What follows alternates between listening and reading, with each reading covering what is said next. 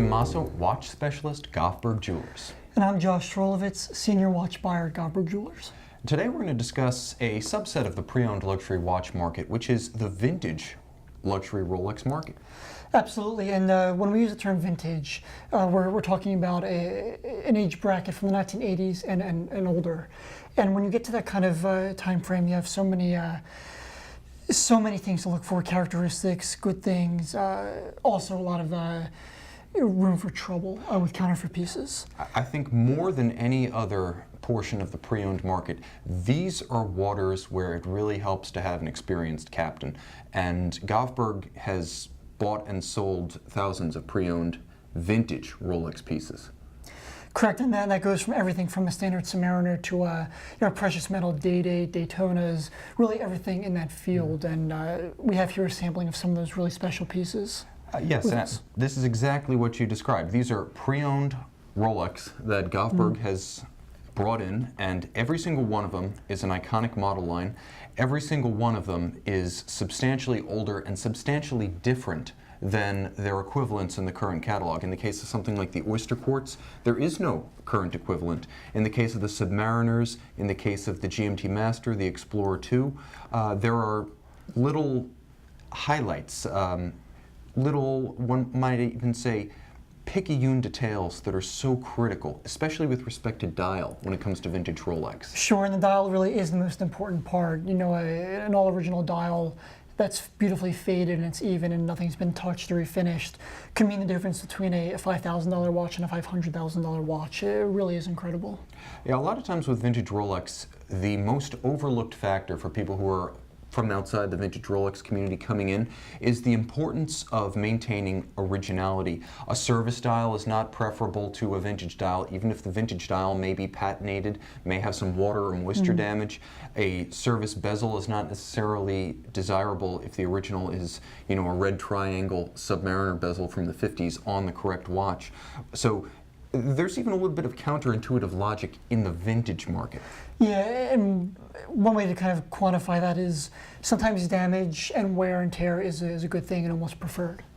Yeah, if the watch looks naturally aged, if it basically looks like this is the material that left Geneva, albeit aged 50, 60 years, there's going to be more interest on the vintage side. There's going to be more of a sense that the watch is honest and original, and ultimately 50 to 90% of the value of a vintage Rolex can be tied up just in the dial, so it really helps to have someone who can act as your guide.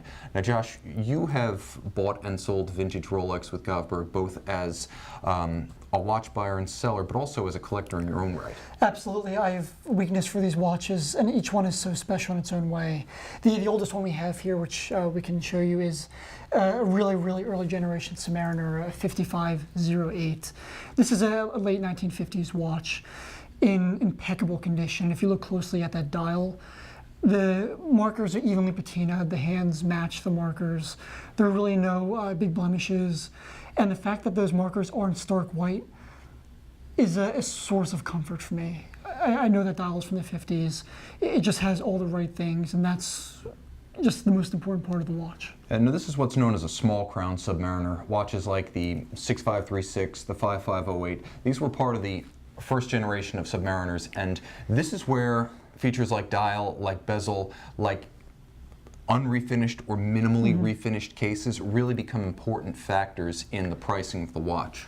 And perhaps the only thing more important, or equally important rather, are the accessories that may still be available with the watch. Now when you have a watch from the 1950s, the likelihood of having the original box, papers, hang tags, everything that came with it when new is so extraordinarily rare. And for us to have one here from that time period with everything is such a blessing. Now, we're fortunate because the Submariner does not change that much over the years. Yes, to collectors, there are substantial changes to dial, case, and bezel, but the arm's length impression of the watch is always of the same rugged diver. So fast forward to the early 70s, and we have a 1680, this is known as the red Submariner because of the dial script at 6 o'clock, and uniquely, this one has the additional pedigree of a original box and paper set, and it's probably best for me to just present this on the main camera here because it's a bit of a large detail. But as details go, This is the equivalent of your pedigree paper for an American Kennel Club gold to medal winner.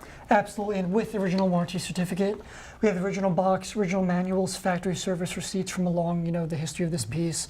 It's as complete as you can get, and this is the kind of stuff that people go crazy for. And this is the kind of thing that Govberg strives to purchase. Like when we look for pre-owned watches, we look for the best.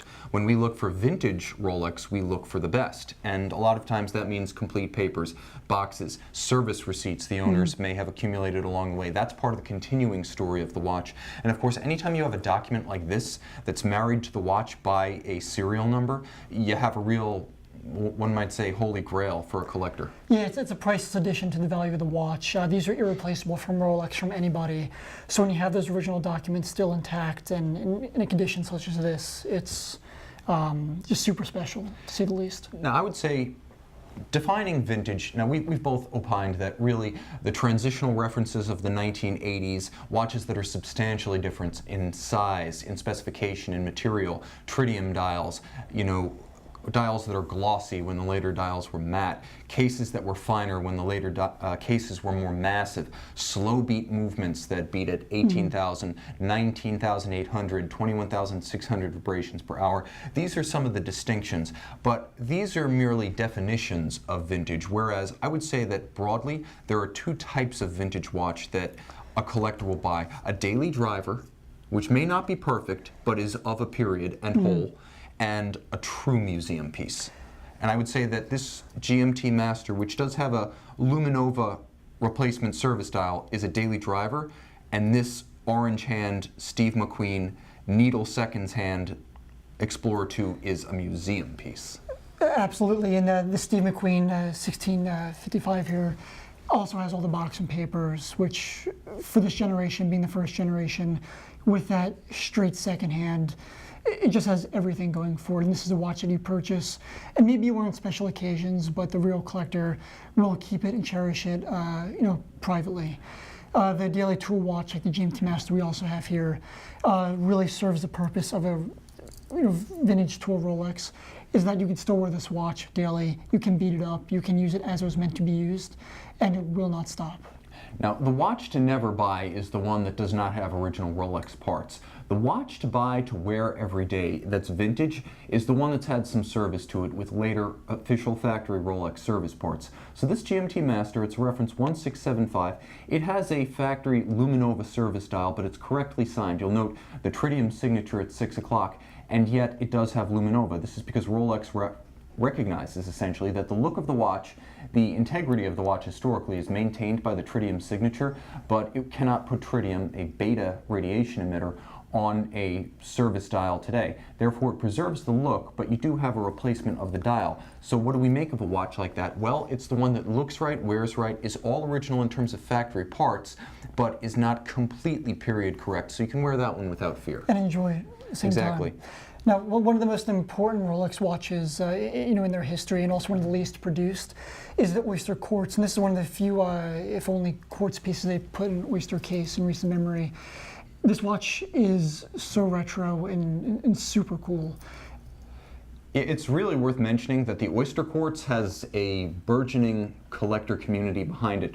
Two things make it exceptional. First, the fact that it's the only Rolex in large series production, along with the 1530 and the rare 1630, which we actually have here, that feature this fully integrated Gerald Genta inspired case and bracelet combination. These watches were interesting because they featured the serial number and the reference number underneath the bracelets rather than at the junction of the lugs like conventional Rolex models.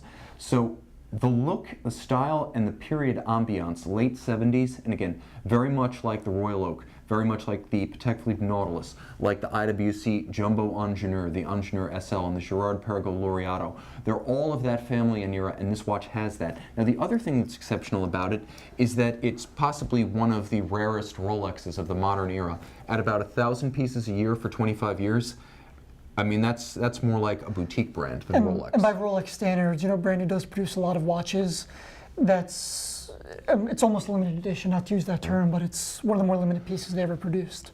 I mean, when you consider that Omega will do a 15,000 piece run of limited production James Bond watches, and then Rolex over a quarter of the century built about 1,000 of these per year, you're talking about a scarcity and a watch that has a burgeoning collector's following. And that's one of the other ways you can get into collecting. There are the watches that are already established, you know, the royalty, the Steve McQueen Explorer 2s, the red Submariners, the small and big crowns from the 50s. And then there are the watches that are just beginning to accumulate collector followings, like your transitional references and the Oysterquartz. Exactly, a little bit more obscure pieces. And one to note really quickly, the sister to the Oysterquartz is the reference 1630. What makes this watch so special is that it shares the same case and bracelet integration as the Oysterquartz. But if you look closely and pay attention, you'll notice this watch actually features a swooping second hand. In fact, it is not a quartz movement, but a automatic chronometer. And this is one of those cases where, quite literally, the case is the appeal, it is the pull. It's the mechanical chronometer grade movement in the Oysterquartz case. Now, these were built very briefly from about late 1976 to early 1978, and consensus is that there are only a few hundred pieces of the 1530 and its larger date-just cousin, the 1630. So when you're looking for future collector prospects, look for watches that are exceptions to the rule, that are unusual, that might have had brief production windows or weren't popular when they were new. And that's how you can get in at the ground floor for a watch that doesn't yet have that blue chip vintage status, but might be on its way up. It's always great to outguess the market. Absolutely. And if you're maybe not one to wear a stainless steel sport watch, need something a little bit more formal, dressy, little more presence, vintage data just speaks volumes. We have this vintage 1803 here, you know, yellow gold on a presidential bracelet, matching case, of course, and the champagne dial. As we've said before, this watch screams 1980s cool. Actually even older than that, which is the beauty of it. The thing about so many Rolex models, especially the Day-Date, is that they were essentially born right. So 36 millimeters in 1956, 1966, 76, 86, 96. Yeah, there was eventually a Day-Date 2, but people believe that the original is the definitive model. And even today, you know, it's funny that the 36 millimeter Day-Date actually outlived the Day-Date 2. It did. It's one of the most wearable watches you know, that we ever had in terms of case size. It's versatile. It fits under a shirt cuff. With jeans on the weekend, it's a statement piece, and it's quite a statement. Now, the other thing about buying vintage is buying from a dealer that knows vintage well, that does volume in vintage. Now, if a conventional dealer were to see this GMT Master and look at it and see the tritium signed dial, that conventional dealer in good faith might say, oh yeah, all original, correct, tritium dial. But at Govberg, we know to check for service dial status. We know to check for the luminescent glow of Luminova, the later material, on a dial that may look period correct. That's how we define the daily driver watch, with correct Rolex parts that may not be entirely period. And we're open, we acknowledge that, we embrace the reality that with vintage you have to be so studious, you have to really act as a shepherd for your client, and your reputation is hard-earned in terms of honesty and expertise.